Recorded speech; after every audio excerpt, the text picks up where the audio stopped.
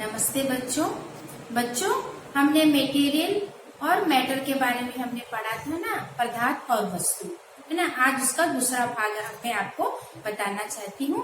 तो हमने पहले क्या कहा था कि पदार्थ, अगर पदार्थ नहीं है तो हम वस्तु तैयार नहीं कर सकते। तो इसी प्रकार आज हमारा टॉपिक है, हम क्या करेंगे, रुई कपास है ना, उस कपास हमारा पदार्थ है और उससे जो भी चीज जो वस्तु बन रही है वो हमारी वस्तु है। तो चलो आइए बच्चों, अभी हम देखते हैं वीडियो देखने से पहले हमारे जीके चैनल स्कूल के यूट्यूब चैनल को सब्सक्राइब करिए। टॉपिक है हमारा रेशे। बच्चों रेशे यानी फाइबर। रेशे क्या है? पतले प्राकृतिक धागे या कृत्रिम पदार्थ है। करखा या बुनाई मशीन द्वारा इन धागों से कपड़े बनाए जाते हैं। तो बच्चों रेशे से ही हम कपड़े बनाते हैं ना, जैसे सूती वस्त्र बनाते हैं, है ना, सिंथेटिक वस्त्र बनाते हैं। तो दो प्रकार के होते हैं हमारे रेशे, दो प्रकार के होते हैं। जैसे पहला हो गया प्राकृतिक रेशे, दूसरा है कृत्रिम रेशे। तो हमें बच्चों प्राकृतिक रेशे में हमें किसके अंतर्गत आता है? पौधे और जंतुओं से प्राप्त होता है ना। पौधों से जैसे कपास के पौधों से होता है, उसके बाद जंतुओं से जैसे ऊन बनाते हैं हम, है ना। तो स्वेटर बनाने के लिए हम ना जानवरों का उपयोग करते हैं, उससे ऊन निकाली जाती है। और पौधों से क्या होता है? कपास है ना, कपास मिलता है, कपास से हम सूती वस्त्र बनाते हैं। तो बच्चों अभी हम देखेंगे तो प्राकृतिक रेशे हो गया। इसके बाद है दूसरा कृत्रिम रेशे। कृत्रिम रेशे यानी मानव द्वारा रासायनिक पदार्थों से बनाए जाते हैं। जो जैसे बच्चों अभी आप लोग बाजार में देखना सिंथेटिक कपड़े पहनते हैं ना, ये सब मानव द्वारा रासायनिक केमिकल के द्वारा बनाए जाते हैं, उसे हम कृत्रिम रेशे कहते हैं। तो अभी आज हम पहला पढ़ेंगे प्राकृतिक रेशे में क्या है? कपास। प्राकृतिक रेशे में क्या है? कपास। तो हम चित्र के द्वारा भी आपको बताएंगे कि प्राकृतिक रेशे कपास हमें किस तरीके से उपयोग होता है। बच्चों अभी आप चित्र में आप देख रहे हो ना, कपास का पौधा। कपास का क्या होता है? पौधा होता है बच्चों। तो ये इस कपास के पौधे से हमें क्या मिलता है? रुई मिलती है ना। तो आप लोगों ने देखा होगा ना, रुई हमें किस किस काम आती है। साधारण तौर पे हमें रुई किस काम पे आती है? रजाई बनाने के उपयोग में करते हैं, पिलो के रूप में हम उसका उपयोग करते हैं ना। लेकिन इससे भी ज्यादा एक बात हमें ध्यान रखना है, इस रुई से ही हमें सूती वस्त्र तैयार करते हैं। तो बच्चों आपने देखा ये पौधा कितना अच्छा बड़ा है और फलियों से बीज से फटकर कैसे रुई बाहर निकल रही है ना। तो बच्चों रुई कपास के पौधे से प्राप्त होती है। पहला पॉइंट आपको याद रखना है कि रुई हमें किससे प्राप्त होती है? कपास के पौधे से रुई प्राप्त होती है ना। तो इस कपास के पौधे को किसान अपने खेतों में उगाता है और पौधों से निकालकर रुई के बीज को अलग कर देता है और रुई की धुनाई की जाती है और उसके बाद धागे से निकालकर हमारे सूती कपड़े बनाए जाते हैं। तो सूती कपड़े हमें किससे बनते हैं? रुई से ही हमें सूती कपड़े बनाए जाते हैं। तो बच्चों आपने देखा है इस रुई, इतना छोटा सा रुई, हल्का सा रुई है, लेकिन हमारे कितना बड़ा वस्त्र बनाने के काम आता है। तो आप सोचिए, चलो हम इसके बारे में अभी और हम जानकारी देंगे कि कैसे हम इसकी रुई से हम कपड़े तैयार करते हैं। हमने आपको बताया था कि रेशे दो प्रकार के होते हैं, प्राकृतिक रेशे और कृत्रिम रेशे। अभी हम पढ़ेंगे प्राकृतिक रेशे, है ना। प्राकृतिक रेशे हमें किससे मिलते हैं? पौधे और जंतुओं से प्राप्त होते हैं ना। तो प्राकृतिक रेशे में अभी हमें कपास के बारे में जानकारी। तो कपास के पौधे 5 और 6 फीट ऊंची झाड़ियां हैं। कपास के पौधे होते हैं, ये 5 और 6 फीट की ऊंची झाड़ियां हैं, इसे झाड़ियां कहते हैं। ये काली मृदा यानी मिट्टी में अच्छी तरह उगते हैं। ये कहाँ पर उगते हैं? काली मिट्टी में अच्छी तरह उगते हैं। सूती कपड़ा रुई से बनता है। सूती कपड़ा रुई से बनता है। यह रुई कपास के पौधे से प्राप्त होती है। पौधों से निकालकर रुई को बीज से अलग किया जाता है। तो आपने चित्र में देखा ना बच्चों, पूरी रुई बाहर निकल आ गई और उसके अंदर छोटे छोटे काले बीज होते हैं। तो रुई की धुनाई की जाती है और रुई को काटकर उसके धागा बना दिया जाता है। बच्चों लिंट यानी कपास के रेशों से कपास के धागे सूती धागे बनाने की दो विधियां होती हैं। लिंट की क्या होती है? दो विधियां होती हैं। कपास के रेशों से हमें दो विधियों द्वारा हम प्राप्त करते हैं। तो कपास की फल्ली है ना, जो हमने अपने पेड़ में देखा था ना, एक हरे रंग की फल्ली में से कपास रुई बाहर निकला हुआ था। तो कपास की फल्ली से बीज से रेशों को अलग करना कटाई कहलाती है। रेशेदार पदार्थों के अलग होने के बाद बचे हुए पदार्थों को लिंट कहते हैं। तो आया बच्चों समझ में, लिंट किसे कहते हैं? जो कपास के रेशे होते हैं ना, रेशों से कपास के धागे, सूती धागे बनाने की ये दो विधियां हैं। कपास की फल्ली से बीज से रेशे को अलग करना कटाई कहलाती है। तो रेशेदार पदार्थों के अलग होने के बाद बचे हुए पदार्थ को लिंट कहते हैं। इसके बाद लिंट के गोले बनाए जाते हैं। गोले यानी गुच्छे जैसे बनाते हैं ना, हम गोल गोल धागों का गुच्छा बनाते हैं, तो उसके बाद लिंट के गोले बनाए जाते हैं। अंत में छोटे रेशे और अशुद्धियों को अलग करने की विधि को कॉम्बिंग कहते हैं।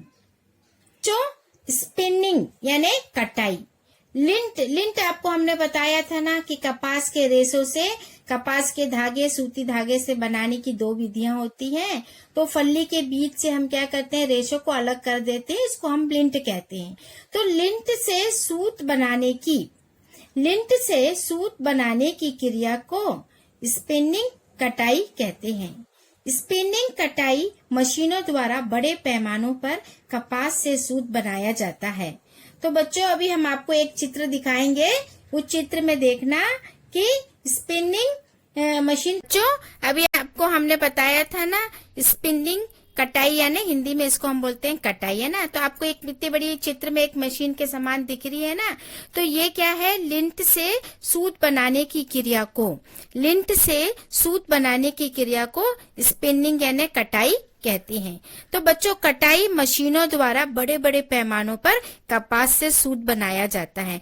तो आप बच्चों सोच सकते हो, एक छोटे से कपास को उसके धागे से, उसको रेशे से निकाल कर, फिर उसको सूत लिंट बनाकर, उसके बाद उसका धागा बनाकर बड़े बड़े मशीनों के पैमाने पर हम उसका उपयोग करते हैं। तो हमें क्या करना चाहिए, कपास के पौधे की देखभाल करना चाहिए। ज्यादा हमें कपास का पौधा उगाना चाहिए, जो हमारे सूती वस्त्र के लिए लाभदायक है।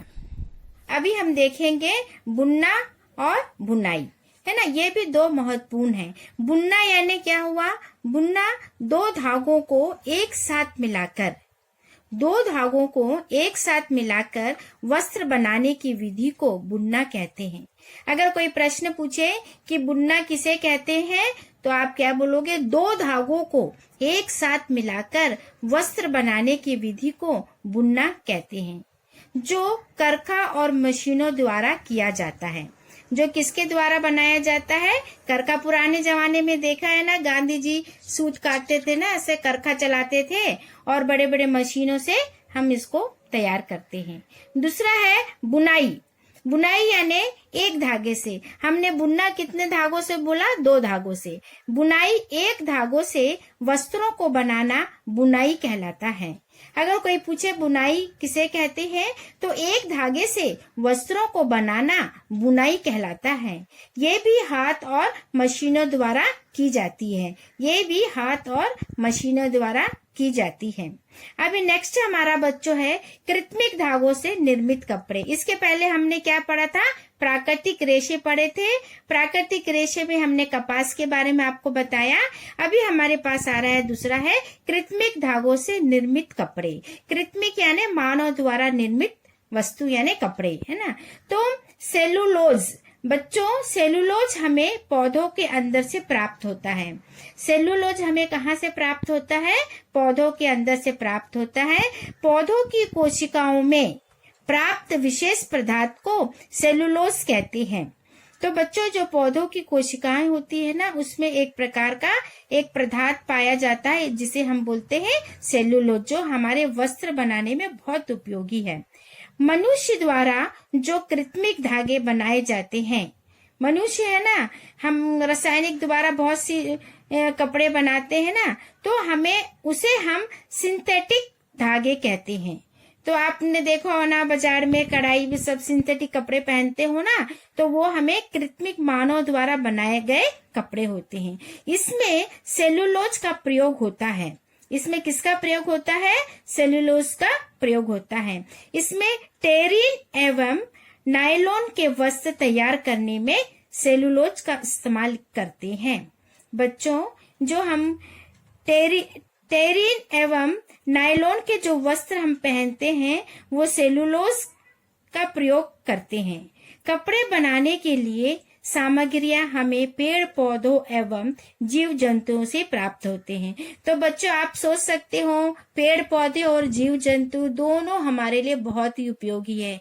अगर पेड़ पौधे, अगर आपको कपास का अगर पौधा नहीं है तो आप अपने कपड़े, सूती कपड़े नहीं पहन सकते हो, है ना। जो आज आपने वस्त्र पहनते हो सुंदर दिखने के लिए, बहुत सारे वस्त्र पहनते हो, ये सब आप पहन नहीं सकते हो। तो हमें हमेशा से हमने कहा है कि पेड़ पौधों की देखभाल करना हमारा सबसे बड़ा कर्तव्य है। चाहे वो कोई सा भी पेड़ हो, पौधा हो, है ना। जब हमें पेड़ों से भोजन भी मिलता है, अभी हमें वस्त्र भी मिल रहा है।